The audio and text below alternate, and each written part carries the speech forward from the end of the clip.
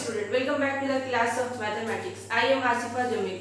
Previous class हम लोग class 9 का लाइंस एंड एंगल हम लोग क्वेश्चन सॉल्व कर रहे थे एक्सरसाइज 7A। क्लियर? तो एक्सरसाइज 7A का question number 1 up to question number 10 तक दिए थे और समझा भी दिए थे। आई होप कि क्लियर हो गया होगा।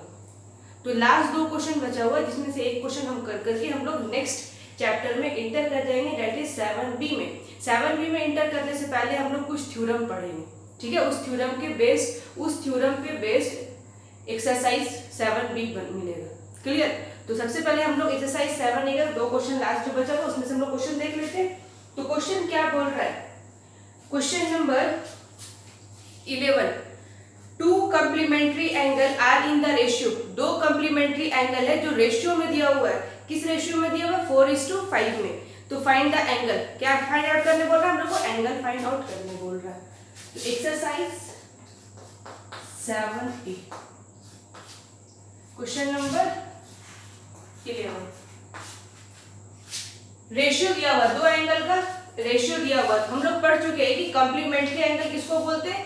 दो एंगल का सम जब 90 होता है तो क्या बोलते हैं हम लोग? कॉम्प्लीमेंट्री एंगल बोलते हैं। तो वो एंगल दिया हुआ है, किसमें दिया हुआ है?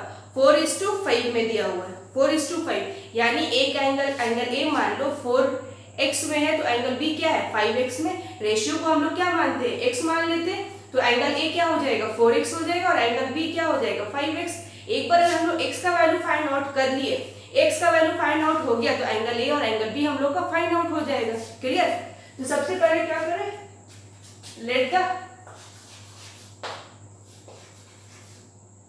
Ratio be x। तो एंगल ए क्या हो जाएगा? बोलो 4x। एंगल बी क्या हो जाएगा? 5x। तो हम लोग पढ़ चुके हैं कॉम्प्लीमेंट्री एंगल क्या होता है? दो एंगल का सम क्या होना चाहिए? 90 डिग्री। एंगल ए क्या दिया हुआ? 4x plus 5x equals to 90 degree. 9x is equal to 90 degree. तो ये कहाँ जाएगा? डिनोमिनेटर में जाएगा। तो क्या करें? कैंसिल आउट कर लो। तो x इज इक्वल टू क्या फाइंड आउट हुआ? x is equal to 10। तो एंगल a इक्वल्स टू क्या हो जाएगा? Angle a is equal to 4x है, दैट इज x का वैल्यू क्या निकले? 4 into 10, 40 डिग्री। और एंगल b क्या हो जाएगा? 5x, that is 5 into 10, 50 degree. Clear? ये क्वेश्चन नंबर कौन सा? Question number 11। तो क्वेश्चन नंबर हम लोग 12 भी कर लेते हैं। क्वेश्चन नंबर 12 में क्या बोल रहा है? Find the value of x for which the angle 2x minus 5 degree and x minus 10 degree are complementary angle. Same यहाँ पर भी क्या बोल रहा है? x का वैल्यू फाइंड आउट करने बोल रहा है और दो एंगल दिया हुआ है। एंगल किसमें दिया हुआ है? 2x minus 5 डिग्री और दूसरा एंगल है x minus 10 डिग्री। और दोनों क्या है? एक दूसरे का क्या है? कॉम्प्लीमेंट्री। तो हम लोग ये पढ़ चुके हैं कॉम्प्लीमेंट्री क्या होता है? दो एंगल का सम 90 डिग्री होगा। तो सेम यहाँ पर क्वेश्चन नंबर 12। तो मान लो कि एंगल ए हो गया तुम्हारा 2x minus 5 डिग्री और angle B equals to x minus 10 degree. x minus 10 degree. तो कॉम्प्लीमेंट्री एंगल क्या होता है? दो एंगल का सम 90 डिग्री। एंगल ए क्या दिया हुआ है? 2x minus 5 plus angle B क्या है? x minus 10 equals to 90 degree. यहां से क्या हो जाएगा? 2x plus x 3x minus 5 minus 10 minus 15 equals to 90। 3x is equal to 90 plus 15। 3x is equal to 105। तो कैंसिल करो इसको। 3 3 9, 3 5 50। x is equal to 35। x का वैल्यू क्या निकल के आया? 35। हम लोग क्वेश्चन में ये x निकालने बोल रहा था। अगर एंगल निकालने बोलता तो एंगल a क्या हो जाता? बोलो। Angle a equals to 2x minus 5, 2 into x। x का वैल्यू क्या है? 35। 35 minus 5, that is 70 minus 5, 65 degree. Same angle भी क्या हो जाएगा? x -10 है ना, angle B is equal to x minus 10। तो बोलो x का वैल्यू क्या निकाल 35 माइनस 10 दैट इज 25 डिग्री। तो angle A plus angle B अगर ऐड करके भी देखो तो क्या आएगा 90 डिग्री आ जाएगा। क्लियर? एक्सरसाइज 7A हम लोगों का कंप्लीट हो गया। अब हम लोग एक्सरसाइज 7B हम लोग स्टार्ट करेंगे। स्टार्ट करने से पहले सबसे पहले हम लोग कुछ थ्योरम पढ़ेंगे। तो आओ स्टार्ट करते हैं हम लोग कुछ थ्योरम पढ़ने। तो थ्योरम फर्स्ट हम लोग स्टार्ट करेंगे। थ्योरम फर्स्ट क्या बोल रहा है? हाँ, थ्योरम फर्स्ट क्या बोल रहा है? ये है थ्योरम फर्स्ट। तो थ्योरम फर्स्ट स्टार्ट करने से पहले यहाँ पर एक दो नाम यूज कर रहे हैं। जैसे मान लो एडजेसेंट एंगल क्या होता है, लीनियर पेयर क्या होता है, ठीक है। तो पहले हम एडजेसेंट एंगल हम समझाते हैं क्योंकि यहाँ पर एडजेसेंट एंगल का यहाँ पर यूज कर दिया। तो एडजेसेंट एंगल क्या होता है?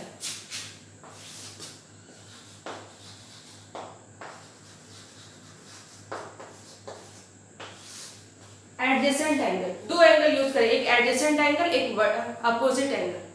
तो एडजेसेंट एंगल मींस दो एंगल का एक कॉमन वर्टेक्स होगा, दो एंगल यानी दो एंगल का एक कॉमन वर्टेक्स होगा या एक कॉमन आर्म होगा। समझ में? दो एंगल का एक या तो एक कॉमन वर्टेक्स होगा, मान लो कि ये एंगल तुम्हारा एक है और दूसरा एंगल तुम्हारा ये है, ये दे दो ए।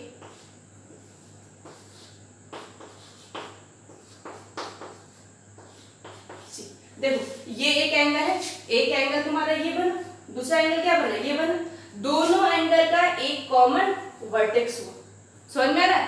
तो ये एंगल का भी वर्टेक्स क्या होगा, पॉइंट O होगा, और एंगल BOC का भी वर्टेक्स क्या होगा, O होगा। यानी जब दो एंगल का एक कॉमन वर्टेक्स हो या दो एंगल का एक कॉमन आर्म हो, ये कॉमन आर्म देखो OA जो है एंगल AOB में भी आ रहा है और OB जो है एंगल AOB में भी आ रहा है और OB जो है एंगल BOC में भी आ रहा है। यानी जो एक कॉमन वर्टेक्स हो, दो एंगल का एक कॉमन वर्टेक्स हो और एक कॉमन आर्म हो, उसको हम लोग क्या बोलते हैं, एडजेसेंट एंगल।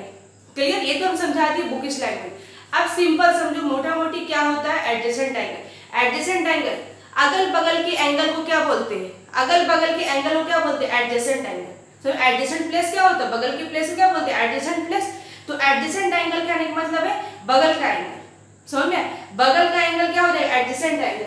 यानी ये अगर मान लो तुम्हारा ये है तुम्हारा OPQ, इसका एडजेसेंट एंगल क्या होगा, इसके बगल में जो एंगल होगा ये भी हो सकता है इसका एडजेसेंट एंगल या ये भी हो सकता है इसका एडजेसेंट एंगल। तो एंगल ये x का एडजेसेंट एंगल ये भी हो सकता है और एडजेसेंट एंगल ये भी हो सकता है। समझ में आया? तो एंगल x के बगल में ये भी एंगल आ रहा है या x के बगल में ये एंगल आ रहा है। तो एंगल x का दो एडजेसेंट एंगल हो सकता है, जिसके बगल में ये भी है, इसके बगल में ये है। इसका नाम हम दे देते हैं y और इसका नाम हम लोग क्या दे देते हैं z। ठीक है? तो एंगल x का एडजेसेंट एंगल y भी होगा और एंगल z भी होगा। क्योंकि x का एडजेसेंट एंगल y और z क्यों होगा, क्योंकि x के बगल में है y और x के बगल में ही है z। समझ में? तो बगल के एंगल को क्या बोलते हैं, एडजेसेंट एंगल। अब एंगल y का एडजेसेंट एंगल अगर पूछेगा तो एंगल y के बगल में कौन सा एंगल आ रहा है, सिर्फ x आ रहा है। समझ में आ रहा है? ये नहीं बोलेंगे z, क्योंकि y के बगल क्या है, z एंगल। समझ में? तो एंगल y का एडजेसेंट एंगल x होगा, लेकिन y का एडजेसेंट एंगल z नहीं होगा। समझ में? वो बगल का है। क्लियर? सेम यहाँ पर एंगल z का एडजेसेंट एंगल x होगा, लेकिन एंगल z का एडजेसेंट एंगल y नहीं होगा। क्लियर? समझ में आया? तो जो एंगल अगल बगल होता है उसको हम लोग क्या बोलते हैं, एडजेसेंट एंगल। बगल के एंगल को क्या बोलेंगे, एडजेसेंट एंगल। अपोजिट एंगल में सामने वाला एंगल। जैसे मान लो कि अगर हम एक पैरेललोग्राम बनाते हैं या फिर एक सिंपल हम एक क्लोज फिगर बनाए, क्वाड्रेटिक बना दी ABCD। एंगल A का एडजेसेंट एंगल क्या होगा, तो इसके बगल में कौन सा एंगल है, एंगल D, और इसके बगल में कौन सा एंगल B। तो एंगल A का एडजेसेंट एंगल D हो जाएगा और एंगल B हो जाएगा। समझ में? देखो एंगल A के बगल में एंगल D है और एंगल A के बगल में एंगल B है, तो बगल वाले एंगल को क्या बोलते हैं हम लोग, एडजेसेंट एंगल। अब यहाँ पर अगर पूछे है कि एंगल B का एडजेसेंट एंगल क्या होगा, एंगल बी का एडजेसेंट एंगल ए होगा और एंगल सी होगा। समझ में? क्योंकि बी के बगल में सी आ रहा है और बी के बगल में ए आ रहा है, तो बी का एडजेसेंट एंगल ए हो जाएगा और सी हो जाएगा, डी नहीं होगा। समझ में? इसके बगल के बगल का ही एंगल। क्लियर? तो सेम यहाँ पर अगर एंगल सी का एडजेसेंट एंगल पूछेगा तो क्या बोलेंगे, एंगल डी या फिर एंगल बी, ये दोनों हो गए एडजेसेंट एंगल। अब एंगल ए का अपोजिट एंगल क्या होता है, तो एंगल ए के सामने कौन सा एंगल है, तो एंगल ए के सामने कौन सा एंगल है, एंगल सी। तो एंगल ए का अपोजिट एंगल सी हो जाएगा, एंगल सी का अपोजिट एंगल ए हो जाएगा। सेम एंगल डी का अपोजिट एंगल बी हो जाएगा और एंगल बी का अपोजिट एंगल डी हो जाएगा। क्लियर? तो अपोजिट एंगल में सामने वाला एंगल और एडजेसेंट एंगल में बगल वाला angle. Clear? Adjacent angle bookish language भी हम समझाते हैं और ये क्योंकि इसका यूज करेगा बहुत। समझ में? तो एडजेसेंट एंगल जब बगल वाले एंगल को एडजेसेंट एंगल बोलते हैं, सामने वाले एंगल को अपोजिट एंगल बोलते हैं। क्लियर? अब एक और यूज करेंगे, ये लीनियर पेयर। लीनियर पेयर में समझ में आ रहा है? जोड़ा। लीनियर पेयर क्या होता है, जब एडजेसेंट एंगल का जो आर्म है, एडजेसेंट एंगल का ये आर्म, एक ये आर्म और ये आर्म, ये कॉमन आर्म की बात नहीं कर रहे हैं। देखो ये तो बताया ना, ये एडजेसेंट एंगल है, ये एंगल इसका एडजेसेंट है या ये एंगल इसका एडजेसेंट है, दोनों अगल बगल का है, दोनों एक दूसरे का एडजेसेंट हो जाएगा। और ये वाले को क्या बोलेंगे हम, कॉमन आर्म। क्या बोलेंगे इसको हम, कॉमन आर्म। और ये दोनों कॉमन आर्म नहीं है, तो यहाँ पर हम लीनियर पेयर मींस जब दो आर्म दोनों अपोजिट डायरेक्शन में होगा, उसको हम लोग क्या बोलते हैं, लीनियर पेयर। कॉमन आर्म की बात हम नहीं कर रहे, simple arm that is OA and OC की बात कर रहे हैं। जब OA और OC दोनों अपोजिट डायरेक्शन में होगा तो इसको हम लोग क्या बोलते हैं, लीनियर पेयर। तो यहाँ पर मान लो ये तुम्हारा एक आर्म ये हो गया OA और दूसरा आर्म तुम्हारा ये हो गया OB। ठीक है? तो दोनों क्या है, ये एक दूसरे का अपोजिट डायरेक्शन में, ये दोनों क्या हो गए, लीनियर पेयर। तो बीच में तुम कॉमन आर्म तुम कहीं पर भी डाल सकते हो, यहाँ पर भी डाल सकते हो P, या फिर तुम यहाँ पर भी डाल सकते हो, ऐसा नहीं, ये भी तुम डाल सकते हो, ये भी Q। समझ में? ये भी डाल सकते हैं हम लोग, ये भी तुम्हारा हो सकता है, ये हो गया तुम्हारा ये एंगल और ये एंगल एक दूसरे का एडजेसेंट एंगल हो जाएगा। क्लियर? तो यहाँ पर अगर मान लो ये तुम्हारा OA और ये हो गया तुम्हारा OB, तो इसका एक कॉमन पॉइंट हम लोग ये भी बोल सकते हैं, कॉमन आर्क OQ। तो इस दोनों क्या हो गए, दोनों आपस में एडजेसेंट एंगल हो गए। समझ में? दोनों एंगल क्या हो गए आपस में एडजेसेंट, यानी अगल बगल के एंगल को हम लोग क्या बोलते हैं, एडजेसेंट एंगल। क्लियर? अब यहाँ पर एडजेसेंट एंगल का सम 180 होता है। अभी हम लोग इसका प्रूव कर करके लास्ट में हम लिखवा देंगे कि एडजेसेंट एंगल का सम जो है 180 डिग्री होता है, यानी अपोजिट एंगल का सम क्या होता है, दोनों का 180 डिग्री होगा। क्योंकि ध्यान से देखो ये तुम्हारा स्ट्रेट लाइन दिख रहा है, क्या दिख रहा है, ये स्ट्रेट लाइन, और स्ट्रेट लाइन पर क्या बन रहा है, देखो 180 डिग्री बन रहा है। ये तुम्हारा क्या है, स्ट्रेट लाइन, स्ट्रेट लाइन पे कितना एंगल बन रहा है, देखो 180 बन रहा है। ठीक है? तो 180 एंगल बनता है, उसको हम लोग लीनियर पेयर बोलते हैं, यानी अपोजिट जब दो एंगल का सम या तीन एंगल का सम जब 180 होता है तो लीनियर पेयर का सम हमेशा 180 होता है। ये चीज याद रखना, अभी हम इसको प्रूव भी करेंगे। अब ये जो तुम्हारा है लीनियर पेयर का सम 180 है। यहाँ पर तुम 2 से 3 5 जितना भी आर्म डाल सकते हो, फिर भी ये सम क्या होगा, 180 होगा।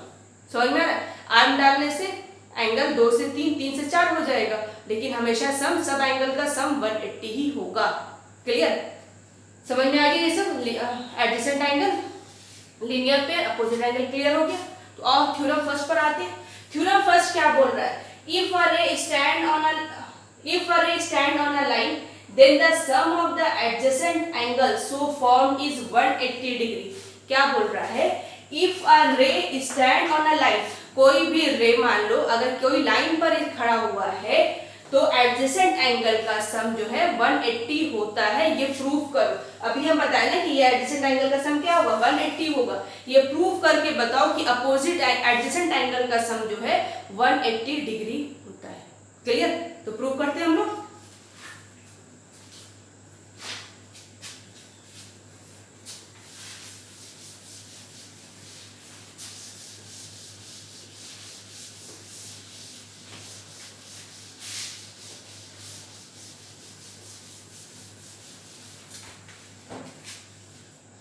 पहले और इसका फिगर बना लेते हैं।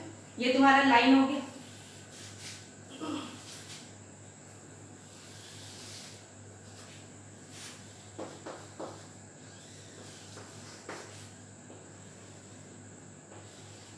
वो डाल दी ये लाइन। कोई भी रे स्टैंड कर दो इस लाइन पर, तो हम यहां से स्टैंड कर देते हैं, ये लाइन हम स्टैंड कर देते हैं इस तरह से, ये नाम डाल दिए ए। क्लियर? तो कोई भी रे जब लाइन पर स्टैंड होगा तो दो एडजेसेंट एंगल बनेगा, दैट इज दिस एंगल, और दूसरा क्या बना, ये दोनों एंगल, ये दूसरे क्या एडजेसेंट एंगल है। तो ये प्रूव करो कि एडजेसेंट एंगल का सम क्या होगा, 180 डिग्री होगा। सबसे पहला काम थ्योरम में हम लोग को ये होता है कि वो जो लिखा रहता है वर्ड में, जो लिखा रहता है पहले उससे निकालो कि प्रूफ करने क्या बोल रहा है। एक बार ये प्रूफ करने क्या बोल रहा है वो अगर निकल जाएगा, उसके बाद हम लोग प्रूफ कर लेते हैं। क्लियर? तो बहुत से स्टूडेंट यहीं पे कंफ्यूजन रहते हैं कि वो वर्ड में जो लिखा रहता है वो निकाल नहीं पाते कि प्रूफ करने क्या बोल रहा है। तो हमेशा क्या करो कि जब भी ये थ्योरम पढ़ो तो पहले पढ़ करके उसको फिगर बनाओ, फिगर बना के देखो कि प्रूफ करने क्या बोल रहा है। समझ में? तोड़ करके पढ़ो, क्योंकि 9 से ही थ्योरम स्टार्ट होता है ना। अभी थोड़ा सा टफ नहीं होता है, टफ नहीं होता है, कोई चीज टफ नहीं होता है, मैथ्स तो और टफ नहीं होता है।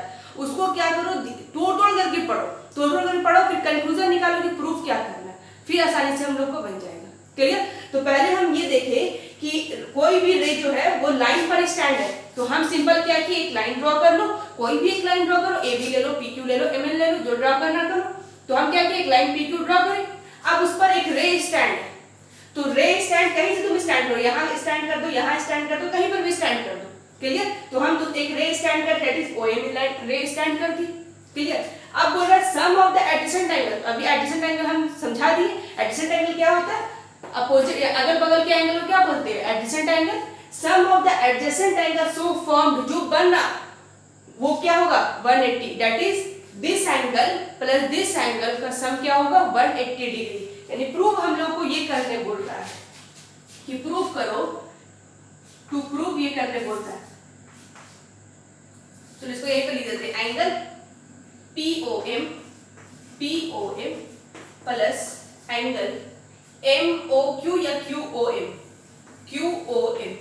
Equals to 180 degree. ये प्रूव करने बोल रहा है। देखो बहुत सारे स्टूडेंट कंफ्यूज होते हैं, एंगल लिखने नहीं आता है, एंगल लिखने नहीं आता है। जहां पर देखो हम वो सब चीज समझा दे रहे हैं, ये बहुत से स्टूडेंट होता है, ऐसा नहीं है कि कोई स्टूडेंट, ऑलमोस्ट स्टूडेंट को एंगल लिखने नहीं आता है। तो एंगल क्या होता है ना, जैसे मान लो ये तुम्हारा क्या है, नाम दे देते हैं ए,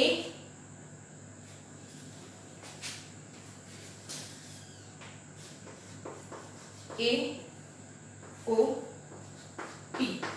तो एंगल कहां बना, ये एंगल बना, ये एंगल बना। तो ये एंगल हमको लिखना है तो कहां घूमना पड़ेगा, ऐसे घूमना पड़ेगा। क्या घूमना पड़ेगा, ऐसे, यहां से चलो और ऐसे घूम जाओ तो ये एंगल आ जाएगा, या फिर ऐसे चलो, इधर से चलो और इधर घूम जाओ तो ये एंगल आ जाएगा।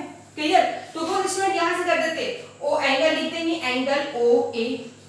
तो ये एंगल नहीं बना, ये एंगल नहीं बना, क्योंकि OAP ये एंगल की बात करें, यहाँ पर एंगल कहाँ दिख रहा है, समझ में, ये एंगल है तो ये बीच में रहना चाहिए, दोनों आर्क, क्योंकि ये कॉमन वर्टेक्स है ना, तो दोनों के बीच में रहना चाहिए। तो यार तुम POA बोलो चाहे AOP बोलो, ये जैसे ही हम लोग OAP बोलेंगे या फिर POA बोलेंगे, दोनों एंगल बन गया, यानी एंगल O बना। यहाँ पर अगर OPA बोलेंगे तो ये एंगल की बात की है, तो यहाँ पर एंगल बना ही नहीं, कैसे घूमेंगे, क्योंकि ये घुमा है ही नहीं, ऐसे अगर घूमता तब ना हम लोग बोलते हैं। क्लियर? तो एंगल जो फॉर्म होता है उसको हमेशा बीच में लिखा जाता है, समझ में? देखो जैसे हम एंगल POM लिखे, POM कहने का मतलब ये एंगल POM ये वाला एंगल। दूसरा एंगल MOQ ये एंगल, या फिर QOM ये एंगल। समझ में? दोनों एंगल कोई भी लिखो। तो यानी प्रूव करने के angle POM plus angle QOM equals to 180 degree हम लोग को प्रूव करना है। समझ में? तो हम लोग ये प्रूव करेंगे। सबसे पहला ये काम है कि सर कंस्ट्रक्शन पॉसिबल, कंस्ट्रक्शन यहाँ पे अगर बनने पॉसिबल हो तो कंस्ट्रक्शन बना दे, अगर कंस्ट्रक्शन की जरूरत नहीं पड़ा तो कोई दिक्कत नहीं, कंस्ट्रक्शन डायरेक्टली हम लोग प्रूफ स्टार्ट कर देंगे। अगर कंस्ट्रक्शन का जरूरत पड़ता है तो पहले हम लोग कंस्ट्रक्शन करेंगे, देन हम लोग प्रूफ स्टार्ट करेंगे। क्लियर? तो यहाँ पर पहले हम लोग कंस्ट्रक्शन करेंगे। कंस्ट्रक्शन। तो कंस्ट्रक्शन हम लोग जो करेंगे, एक लाइन हम एक रे ड्रॉ कर देते हैं, एक रे हम ड्रॉ कर रहे हैं, ये हम एक रे ड्रॉ कर दी जिसका नाम डाल दिए एन। क्लियर?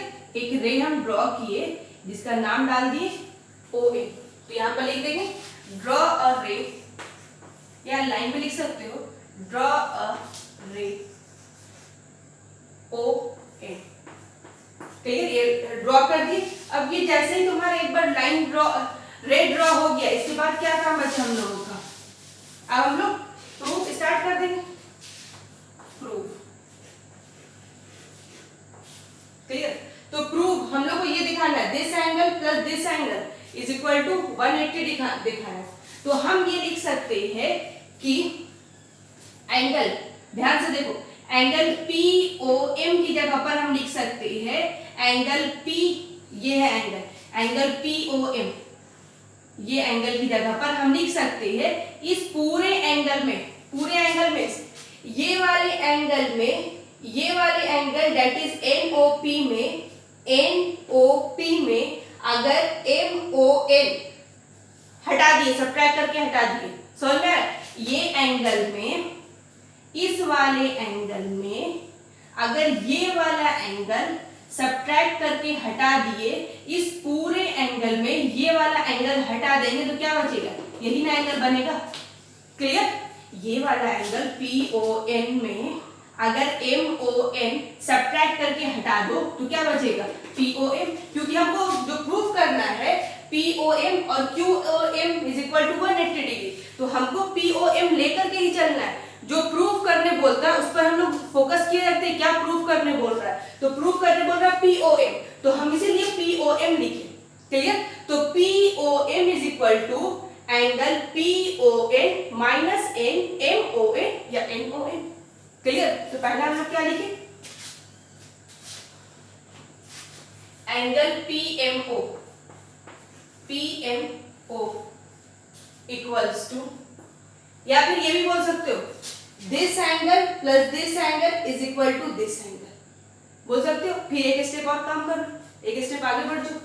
तो angle PMO is equal to angle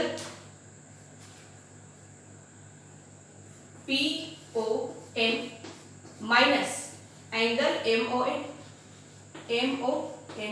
ये इक्वेशन फर्स्ट। क्लियर? अब हम लोग क्या यूज करना है? QOM यूज करना है। तो angle QOM equals to QOM, तो QOM को हम लोग लिख सकते हैं,